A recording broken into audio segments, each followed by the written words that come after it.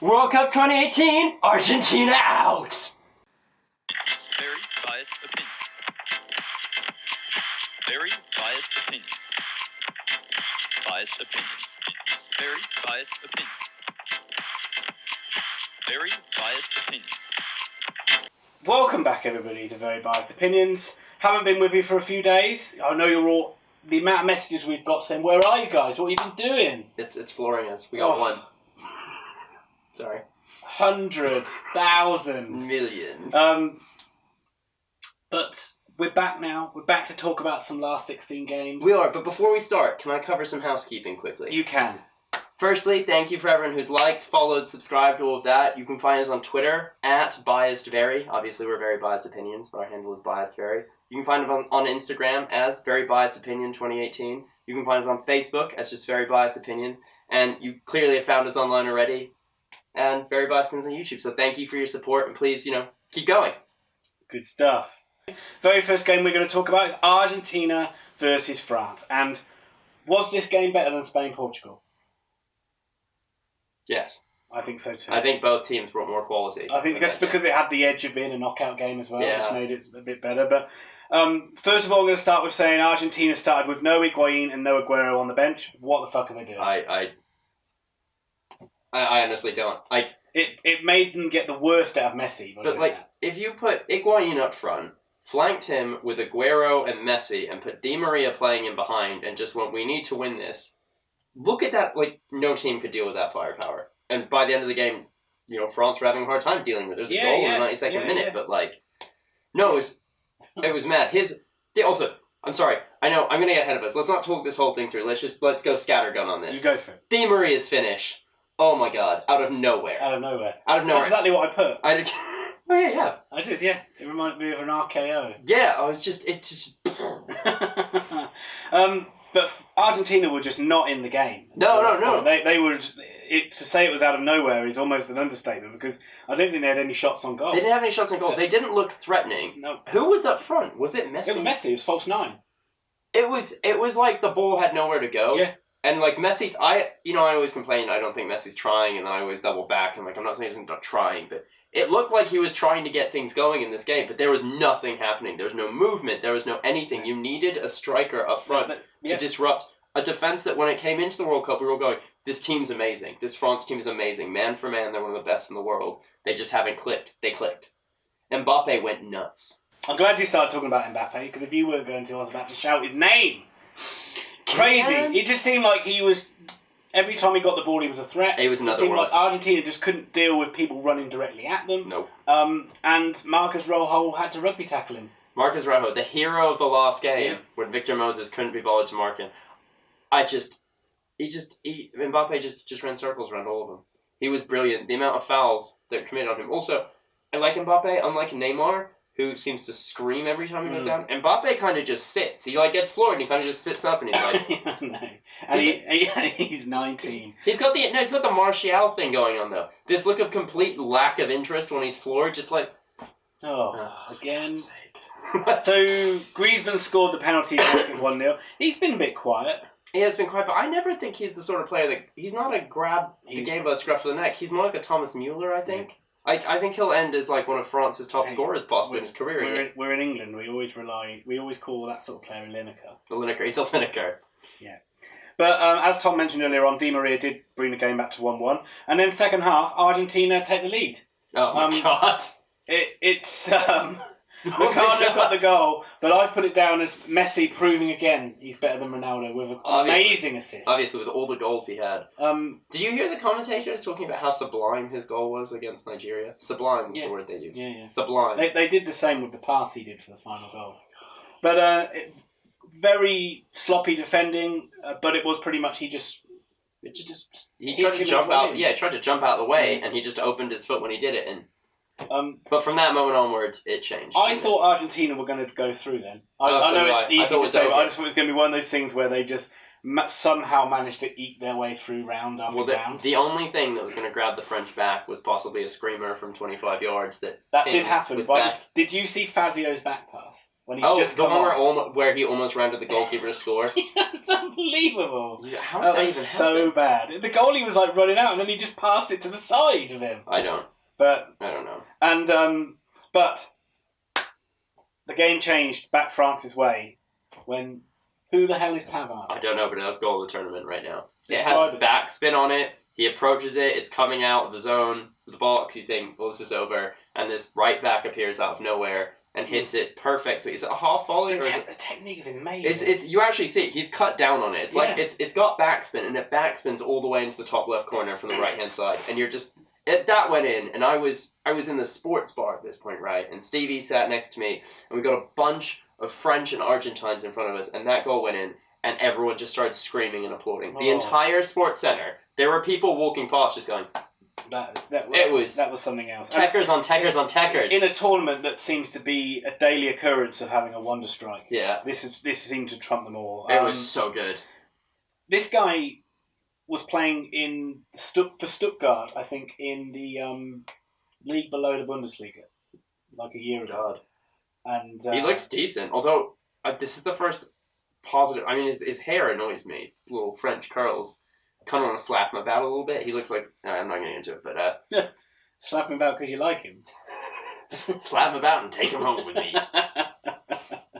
But then it became the Mbappe show, really. Yeah, Mbappe, who'd been good the entire time. Well, let's admit, the end of the first half, Mbappe wasn't as animated as he'd been. It was almost like that goal just sort of shook the French, didn't it? Like it just so came out of nowhere. Well, it did. It came out of nowhere. And then the go-ahead goal was like a gut punch, right? It was adding in... Argentina weren't even in control when they scored it. They just... A bit like the Germany-England game when they beat us 4-1. A bit like England played well for about 10 minutes before half-time, 10 minutes after half-time. Could have had their goal, and when they didn't, it just ended it. And the rest of the game, it was dominated by Germany, in that case, France in this case. Yeah. But Mbappe was great, right? I know two goals pretty close together. Let's argue this. The goal that goes under the goalkeeper, I think he does a decent job even getting his hand down because he's about 5 feet from him. But I don't think you agree. It's close to him, isn't it? My thought on this was Mbappe is honestly 5 feet from him. And this is a quite tall goalkeeper that manages to get his hand basically on the ground. Yeah. I think he's done well to get a hand to it. I think if his hand hadn't touched it, you wouldn't... To me, it didn't seem like a hard shot. No. And it just kind of looked sort of like went through him. But it just never looks that... I know it's easy to say, obviously I've never kept in my life, but it just looked like it went through him. And when you see those sort of goals, you just think that... Yeah. Should he be doing better? But, that made it... The second goal was, though, clearing away, runs in, You'll have to and does what I can't remember. Well, he does basically what Marcus Rashford seems completely incapable of doing, where he gets put on one-on-one with the goalkeeper, makes his mind up quickly, and just slots it past him. He's a fucker, isn't he, Mbappe? 19 years old. Lucky bastard. How are you that good at 19? Oh, man. How are you that good?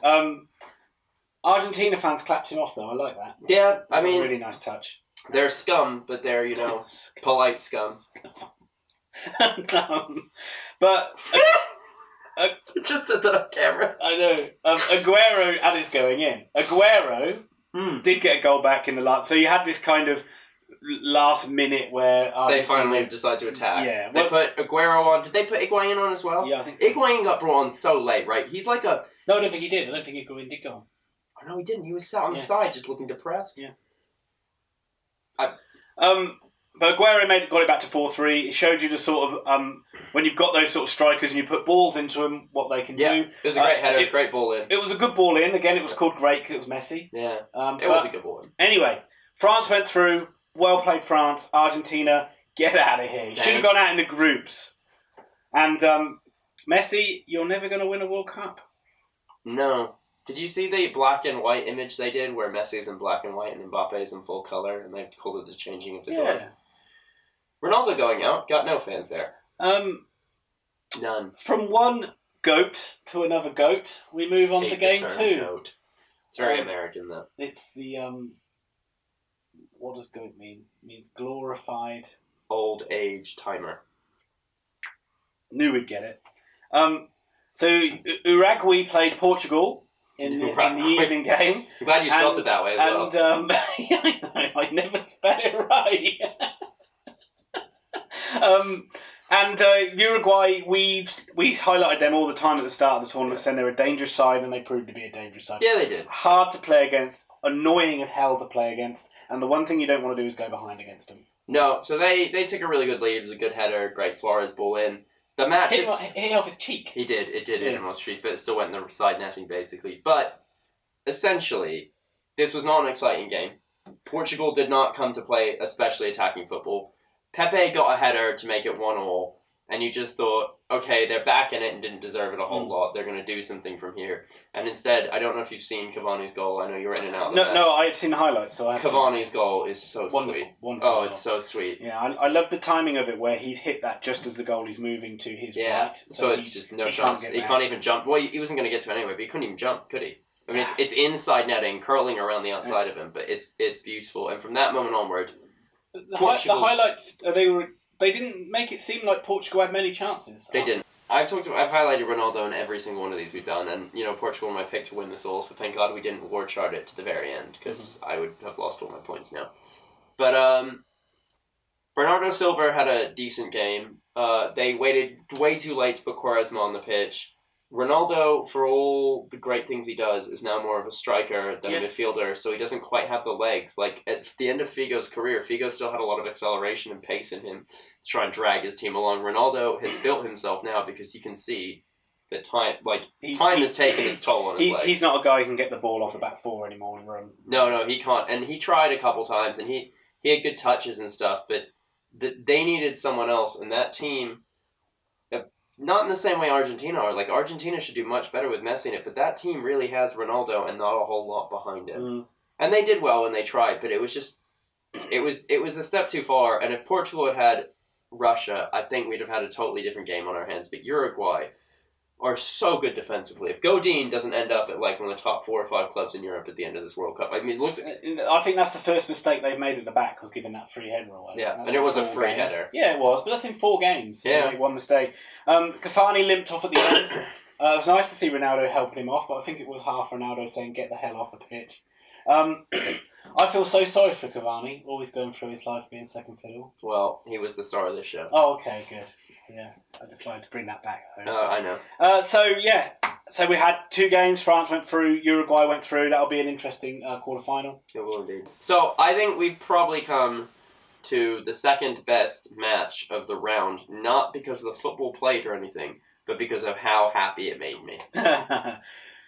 I'm glad you ended it with that, because in my mind I was thinking, this game was boring. Oh God, it was garbage. Oh my God, it was garbage. Oh my God. Like, what are you doing, Spain? How can you just play this way? And I've got to give you said this the entire time. You did say it all the way through. In the opening game against Portugal, you show that you've got another string to your bow. You can play direct to Costa. Yeah, and Costa is a beast. Why didn't they try it? Well, they didn't try it. They didn't do anything especially well. I mean, more than that, and I mean this honestly, what in God's name is Gerard Piqué doing? And what argument is he making? His arm comes down and then it goes up again. Well, what's the Russian defender doing? Oh God. He rugby tackles. We oversaw that one. One of the funniest own goals ever. We're going to continually jump through this, but did you see it when he took the penalty and the commentator was like, Ignacevic, he's always there, a strong centre-back, and I was like, this is the dude that rugby tackled and scored an own goal at the beginning. Do you guys know who you're commentating on? He hit his heel and went in. Oh, so funny. It was garbage. That was great. The only way Russia looked like they were going to get a goal was through a penalty, although they were, once they sort of realised, oh my God, this Spain side's not that great, they did sort of start to get better. They made a lot of changes. They took Zuba off, they had Golovin on, they brought Smolov on, and I can't remember who the other guys, but they brought a third quick, what the commentators described as a ball operator, someone who could dribble, basically. And the commentators kept getting mad at them, being like, oh, Zuba's taking the edge out of their play. But what the Russian coach had quite astutely noticed is that this team, when they have the ball, aren't very good with it. Great, they're passing it side to side.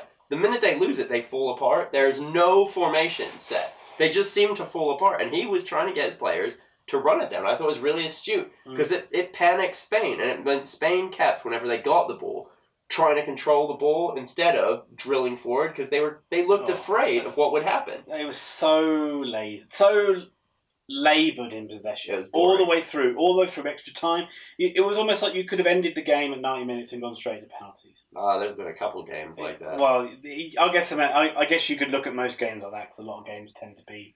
There were 2 games players, yesterday, though, that were very clearly like that. But it ended up going to penalties.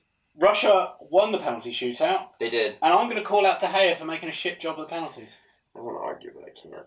He's not had a great World Cup. I thought some of those penalties, they weren't in the corner.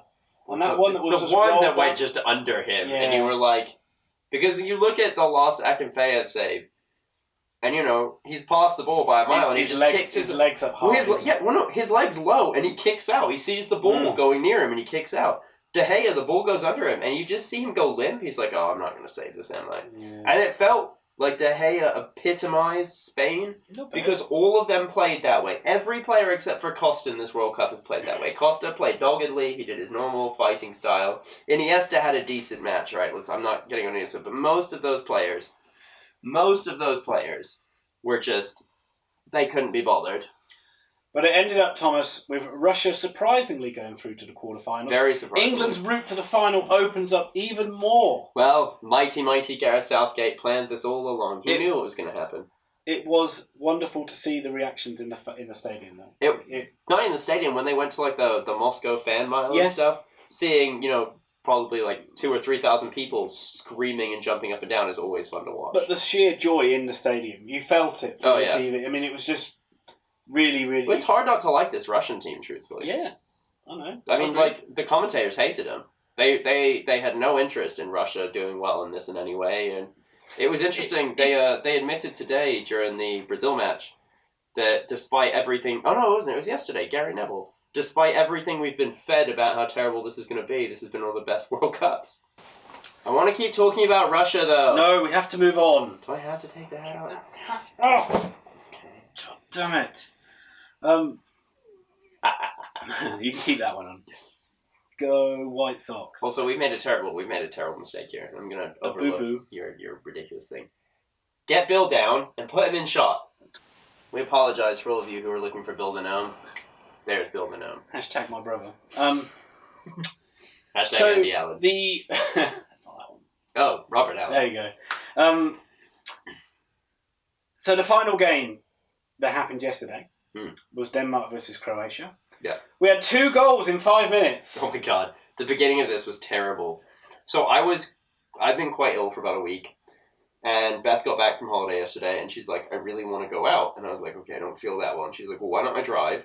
Why don't we go to a pub in the countryside? We'll get like a couple like lemonades and we'll just sit. So we sat in the sun and there's like this outdoor screen. We're at the Victoria. Great story. So I'll go home. Yep. And basically, I'm sat there and I'm like, oh, so these two teams haven't scored against each other in 3 straight games. And she's like, oh, it's going to be really boring then. And instantly a goal goes in and she's looking at me and she's like, are you sure you know what you're talking about? And then 10 seconds later, another goal goes in and she's like, Thomas, I'm not going to watch the channel I anymore. was like, Beth, come on. Of course we don't know what we're talking about. We have absolutely no idea what we're talking about. Yeah, so we had 2 goals straight away, both pretty crappy defending. Yeah. Jorgensen for Denmark became the first ever Huddersfield player to score a goal at a World I can't Cup. believe a Huddersfield player scored a goal in a World Cup. And pretty weak goalkeeping again, I thought. Yeah. And he, even though he made up for it later on in the game, Mandzukic again scored. They just couldn't. Denmark, one centre back kicked the ball into the face of another player. That's so went straight good. to Mandzukic and he scored it. So good. Nothing else happened for the rest of the game. No.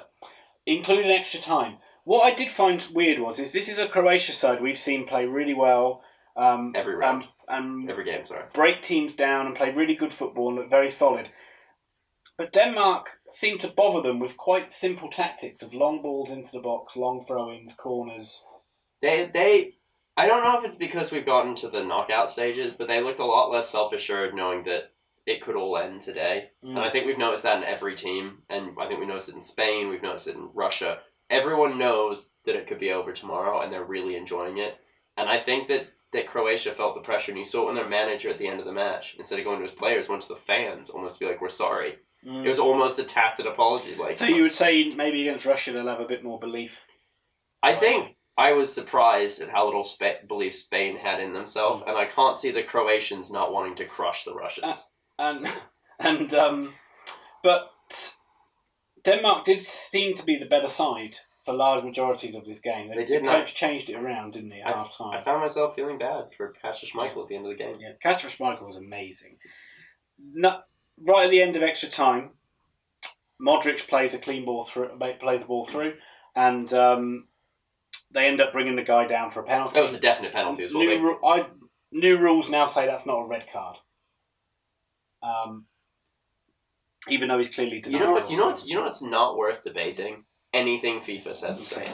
But there has to be a penalty in every day of the World Cup. So this was they got their quota in. Well, they got 2 penalties in yesterday. Oh, of course they did, yeah. It's Russia. Yeah, I do apologise. So they got over the quota. Yeah. So they're counting there may be a game somewhere. And then 10 penalty shootout penalties. I mean, they're way over the quota today. Kasper Schmeichel saved the penalty, and just like his such dad, a garbage penalty. I think when you look up and you see Schmeichel in goal, just like Peter Schmeichel, it must look so intimidating. Did you see all Peter Schmeichel's responses to his son's saves? Firstly, that man has guns. He was like doing that. His arm is like this big. It's huge, and it's not fatty. He's like big bicep attack. It would have been terrifying to play against him in his heyday. I know he was big, and the way he used to come out and almost like the star, come out like a tiger. Yeah. Well, that's a technique. That was a technique taught up until recently, where you come out as big as you physically can. Game went to penalties. Croatia won on penalties. There were some poor penalties in there. But Kasper Schmeichel saved 3 penalties in the game and still ended up on the losing side. Yeah, I mean, Subasic saved 3. He definitely redeemed himself after that opening goal. He saved 3 penalties. It was you know what? For once, you couldn't have had 2 better goalkeepers in a penalty shootout. They were both. Like, the commentators were even noticing it. They were both, like, walking up to the penalty taker, getting in their face, screaming, pointing at the referee, being like, you need to pay attention to what's happening here. I thought it was really funny. 2008, Modric and Rakitic both missed penalties in the penalty shootout. Did they? So this time... Not this time.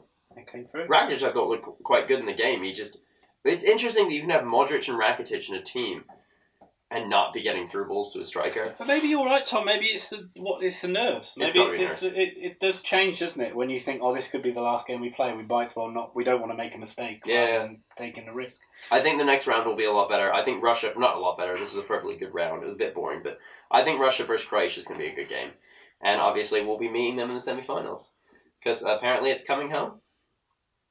100%. Because that's what our lost thumbnail said. Now, we have a last game to talk about. I think we could add that in unless you don't want to. Yeah, let's go for it. Yeah. Okay, but I think we should do that while opening stickers. Sure. Okay, so we both watched quite a boring early match today. The Brazilians played the Mexicans. The Mexicans were another one of my favorite teams, so obviously they had to lose. So why didn't Mexico... We saw them... I mean, this might be an indictment of how poor Germany were. We saw a Mexico side really destroy Germany at times. Okay, well, I'm not 100% sure because I got into the game 3 minutes in, but Marcelo didn't play. No. And when we talked about this last time, I highlighted how the Mexicans would... Oh, I see a shiny thing in there. How the Mexicans... I could tell that by the weight. Would drive into the space that Marcelo would afford them. Yet he went with Felipe Luis, who's a much more defensive player. And I think the Brazilians changed their tactics really strongly. And I think that's what... I think the Brazilians actually tactically were spot on... So I hate that term, spot on. But they were spot on with what they did. And it's ended up... I think that they outmanaged and just they beat them like that. They are looking, to me, for my money, Tom, they're looking a team to beat.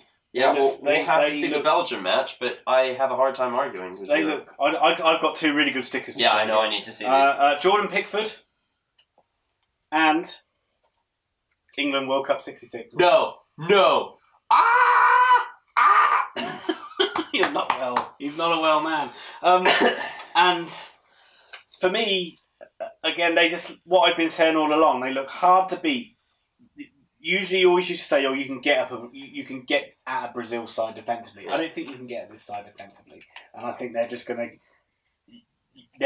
got so much attacking talent that eventually they're going to get something right, and they're going to score goals. No, I mean it's terrifying. Also, Neymar for the first time looked good. Although, did you see his flipping and flopping about on the sideline like an injured fish? Yeah, I've seen it. How do you not get a card for that? How is that not deemed a yellow to a red card offense? He was clearly trying to con the official. No one had touched him. And he was like literally flapping up and down with like 8 players on top of him, including the ref, just being like, get up. Mexico cannot get past game 4 of the tournament. No, also, did you see that something like Mexico have beaten Brazil more than any other side, and yet they've never beaten them in a World Cup, I believe is what the commentators were telling us? Yeah. Never beaten them in a World Cup. I don't know if we already got this chat, but Germany's Tino Werner I don't think we do. didn't quite do this well in this tournament, but I have a feeling he'll be good for them. Yeah, alright, so I think we might have him ready, but I've got Javier Mascherano. And I've got the Japanese goalkeeper who tonight is going to be very busy. I'm definitely opening this bag of stickers now. They beat QPR 3-0 in the final. You know what I'm really interested to hear? If you think we can make a World Cup final now. Well,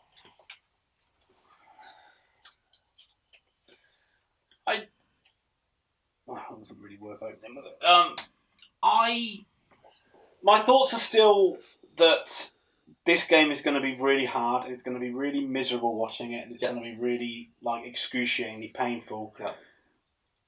And in my mind, I have a feeling that England are still going to lose. But we're also very negative towards England. And Plans in your English. The guys that have played in the first 2 games have shown that they've got a lot of pace. They've got a lot of freedom and belief, and they play a very good pressing game. Something that Colombia have not really come up against too much, other than Senegal, where they didn't play that great against. No. So if England can do that and win the ball back in good areas against Colombia... What do you reckon about James playing then? I reckon he'll probably play, but whether he'll be that fit is another thing. But the other thing is, I just have a feeling, like a Uruguay side, if we fall behind against them... Oh, I'm petrified of that happening. I just don't see us getting... We have to take a lead, and it has to be at least 2 goals. It just has to be. But... that will be shown tomorrow, won't it, Thomas? Live. Not long to go now. I'll be here at your house this time tomorrow. You will. Are we eating together tomorrow? No! Be stupid! He feeds me half. Why do we ever eat together? Yeah, Get your own food, you bloody I'll never know. groundy yank.